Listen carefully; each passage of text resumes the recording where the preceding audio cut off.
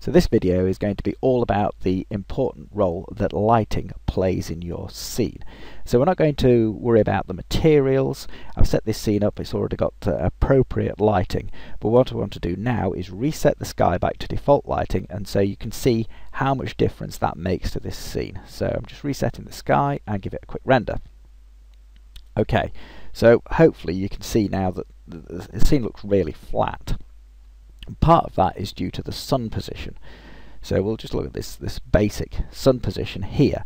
Now normally I would face the camera north, and that would mean that the sun would be coming from an angle, but what I've done is I've placed the camera so it's facing this direction. I can show you that in the overhead view if I just stop the render. Keyboard shortcut 2 to look from above.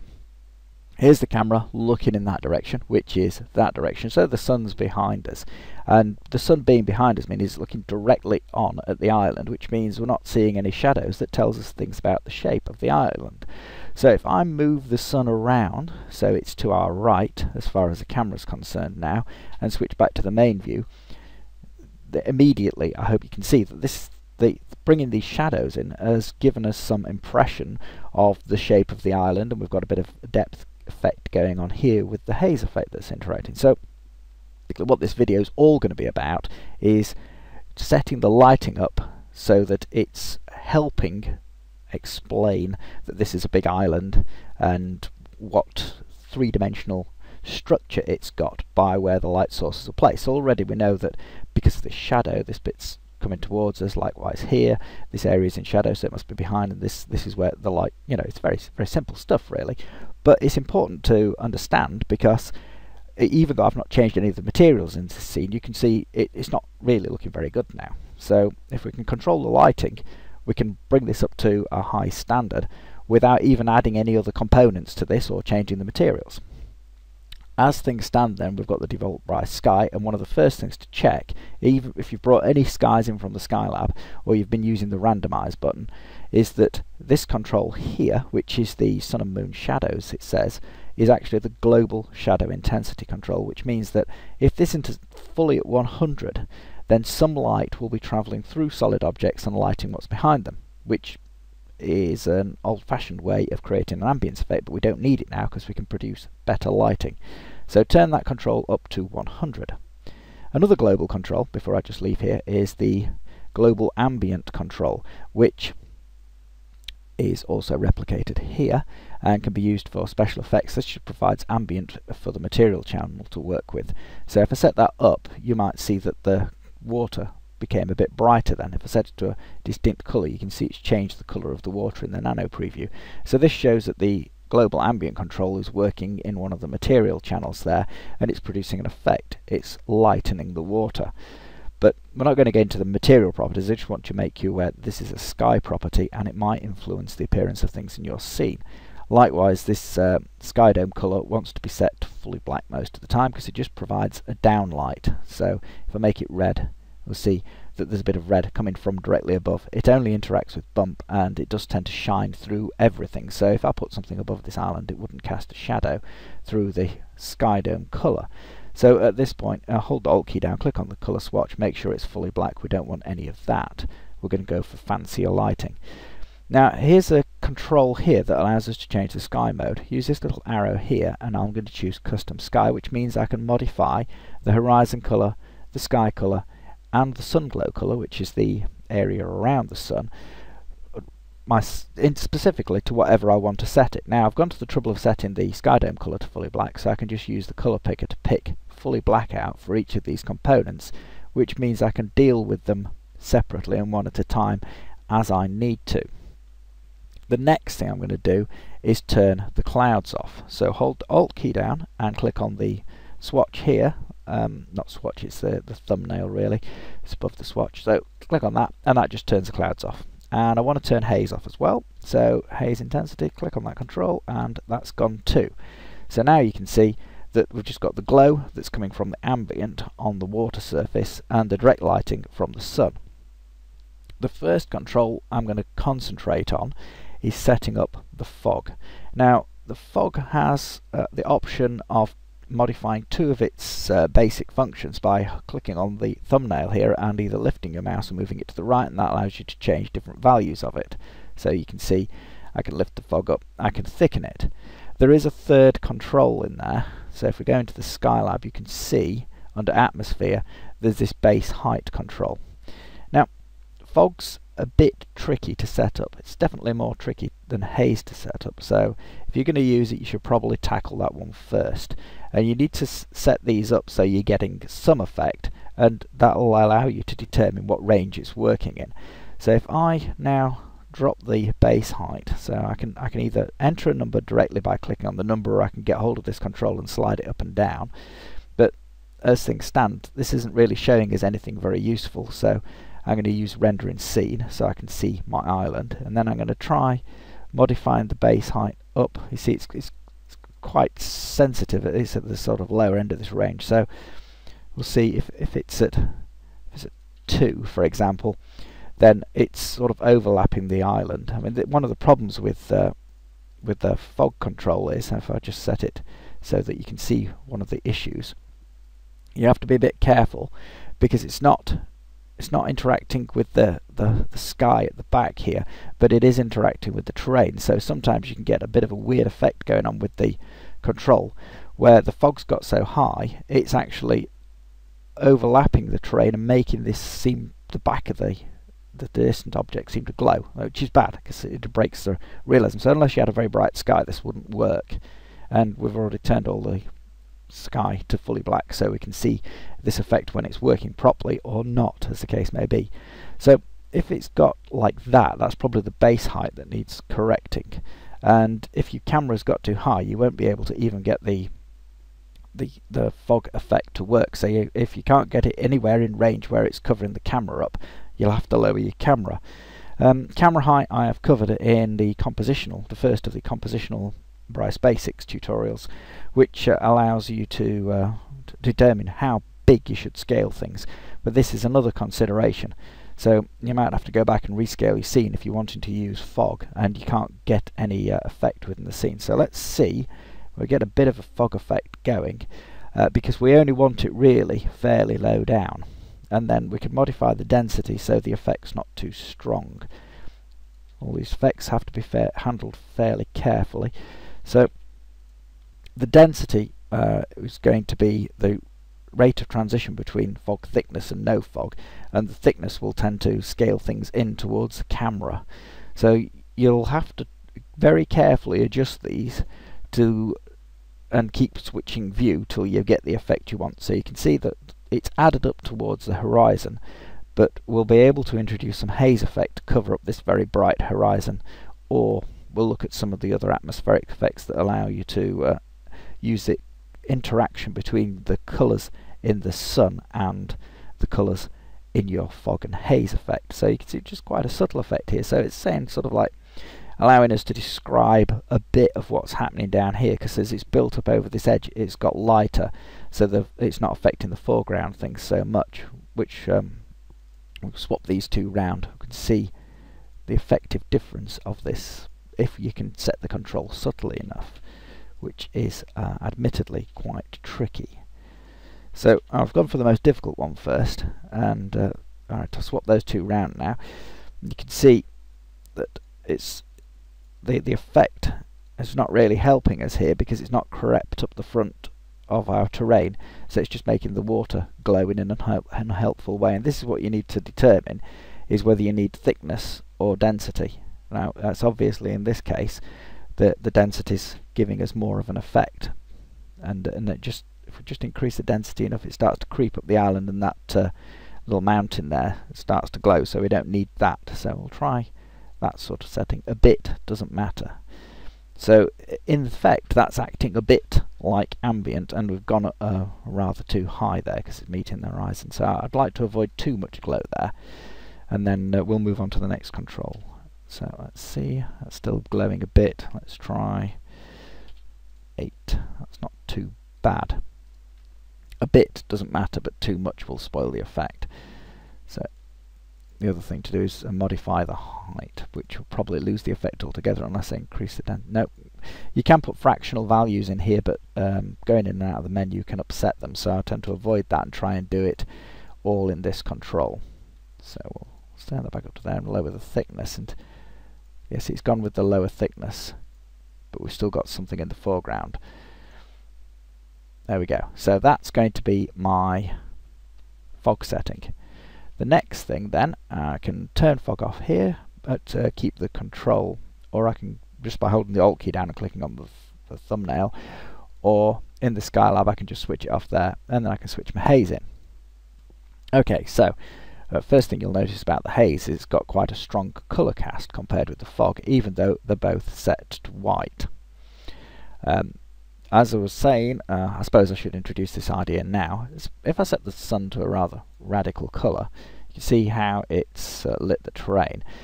If I switch blend with sun on, I can add the sun colours, so I can move the sun around where the sun is, to the haze, so it starts to affect its colour and luminance values depending on the position of these sliders, which is fair enough, and you can select whether it's fog or haze that it's interacting with.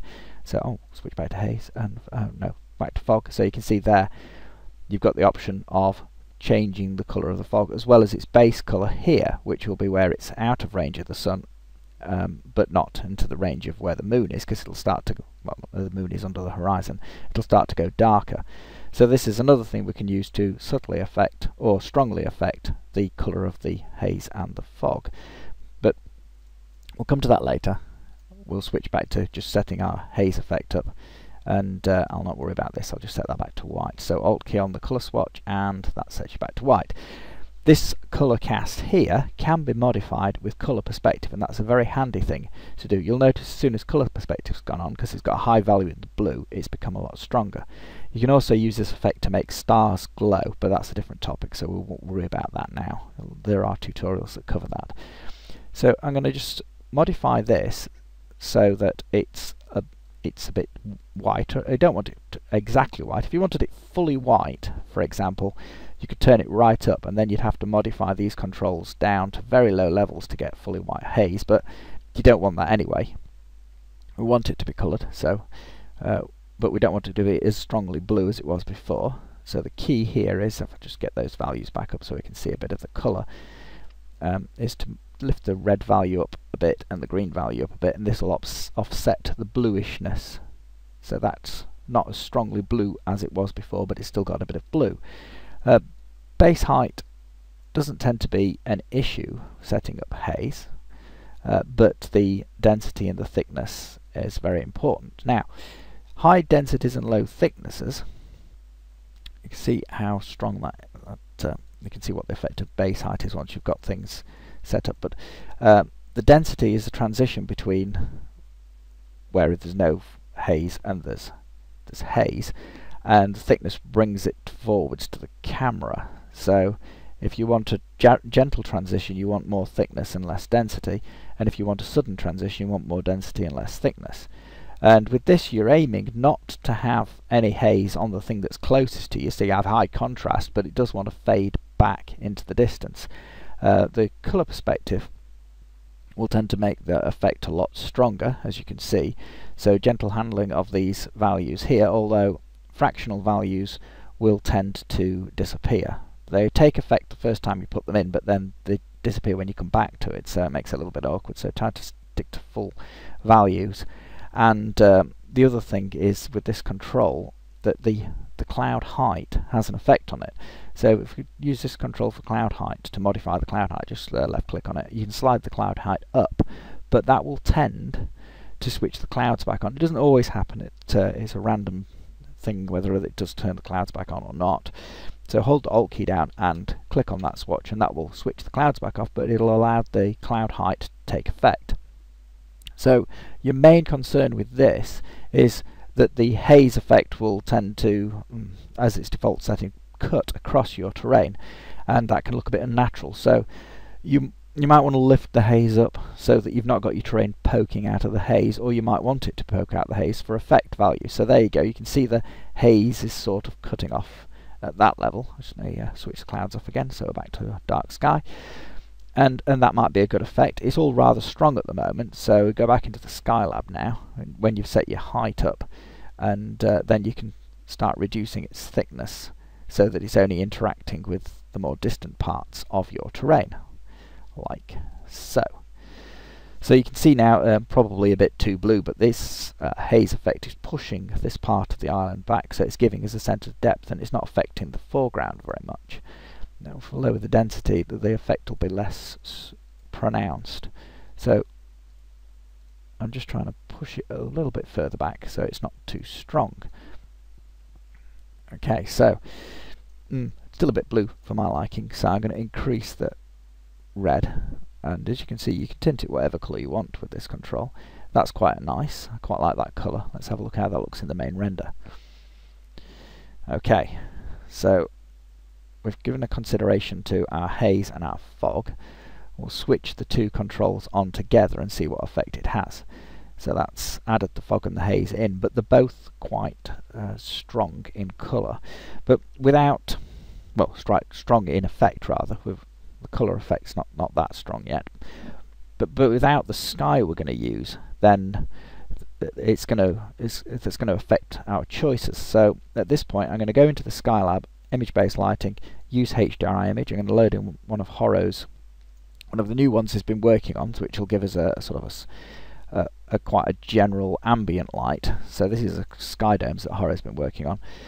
You could use any HDRI image. You just want to use something that's new, that's all. So here we go, there's our HDRI image, and when you've loaded in a HDRI, the first thing you'll know is it's disabled the sun. It can produce specular, but at that value it's insignificant, so it might as well be 0 and save the render time. Turn the quality down, that's 16 simulated light sources, and in the preview we can see that it's not actually providing any lighting yet, so we can increase the HDRI effect until something happens. Okay, this bright area is going to be the predominant light source, so we can move this around by holding the control key down. So I'm just moving that around. The other thing you might have noticed, since it was quite obvious we had that effect before, was that the sky no longer has any fog and haze effect in, and this is because loading a HDRI automatically turns those effects off. So if we go back into atmosphere, switch our effects back on, it will have remembered the settings, which is nice. And another thing is that even though the sky's fully black, we want to add to sky. So if we add any effects into the sky, like stars, then they'll be added with the HDRI and they'll show up much better. It'll also add in with the sun glow and sky colours. So as things stand, the haze colour's got this turquoise tint, but the sky I've loaded in is a bit bluish. So I could compensate for this. Since I've got add to sky, I can use sky colour, and then I can add this colour into the sky colour. Another thing about this particular HDRI that I've chosen, like many, they're 360 degrees. If I briefly turn the intensity up, you'll see that it's got some ground colour in there. So the water plane stopping any light sources that might have occurred under the ground, because there's 16, so they would tend to be scattered around. The brightest ones will be where the brightest bits are in the sky, underground. So if I can let the light through this infinite plane, but even though it's not transparent, by excluding, so this is the influence control here, the plane. So now I've excluded that, the light will just come up through the ground there, and since it's not too bright, it won't look wrong. So that'll simulate the effect of light coming down from the sky, hitting this water surface and reflecting off it. It's not really happening like that. It's a light source under the water there that's lighting the island. So we'll just check out of this, give it a quick render, have a look at the effect. So already, hopefully, you can see that the effect of adding this extra lighting is given us better definition on the island there, and we're seeing a few more details.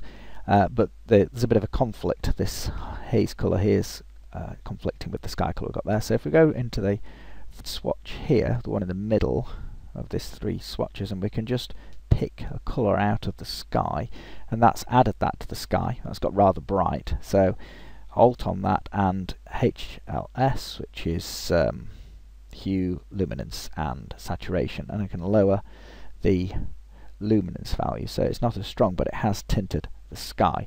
So that's given us an appropriate colour for the sky to match the haze.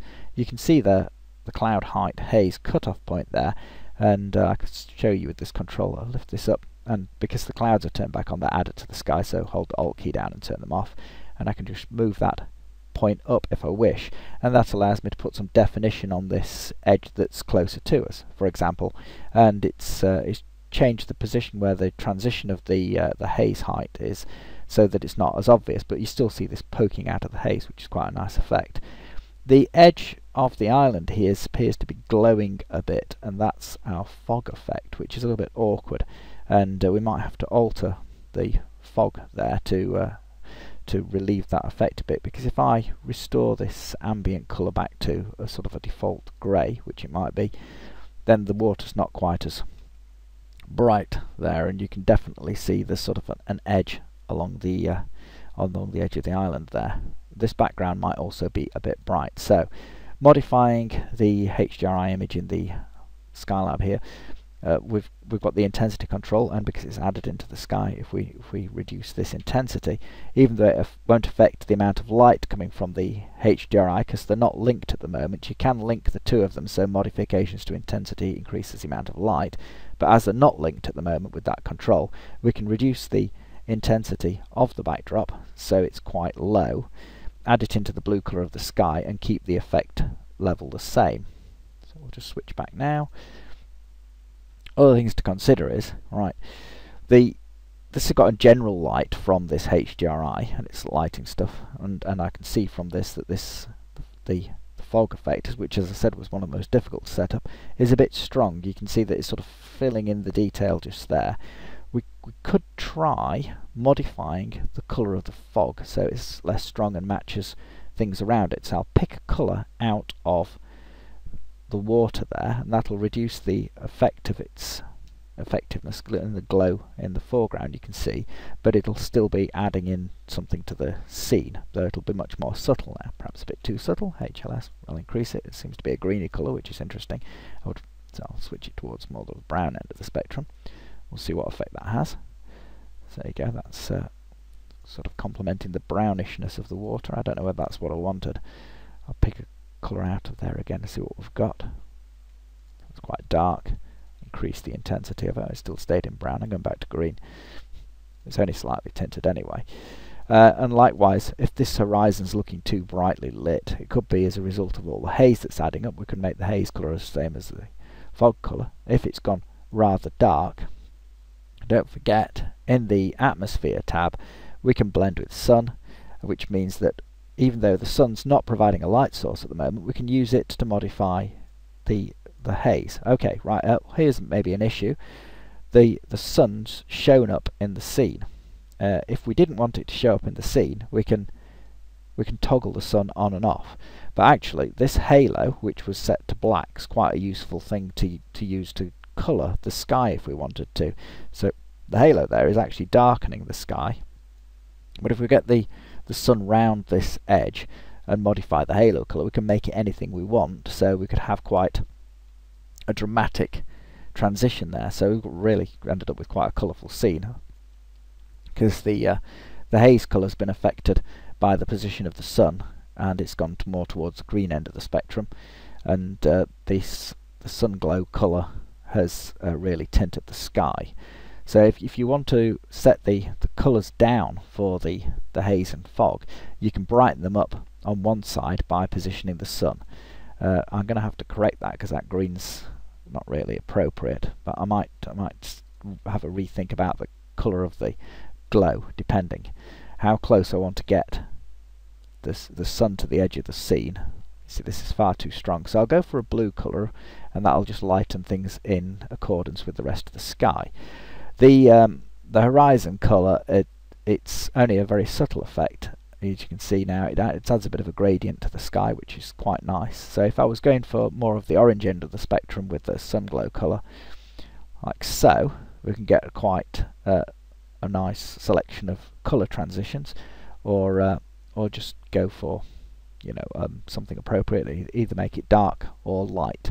So I want to make it lighter, so I've made this sky glow quite a bit, and then I'm going to consider whether or not I think it's appropriate to introduce the sun as a light source, The sun can be coloured, which is going to affect our haze colour, for example, but that means if we introduce it as a light source, it's going to be that colour light source, which could have a detrimental effect on the lighting in our scene. Let's switch it on and we'll see whether that's appropriate.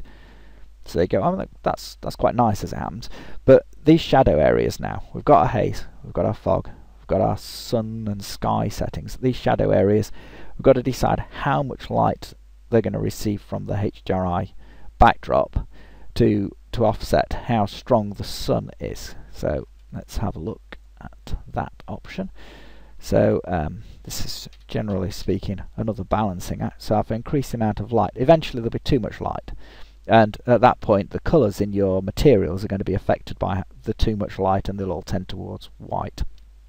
So you just need to get enough light to give an impression that there's something going on in those areas without overdoing it. So now we've got a bit of light going. I'm still not sure about this greenish tint to the haze, and that's probably far too strong to be realistic. So we can reduce the saturation, just hold the Alt key down, click on that colour swatch, and that'll rebalance that lighting there.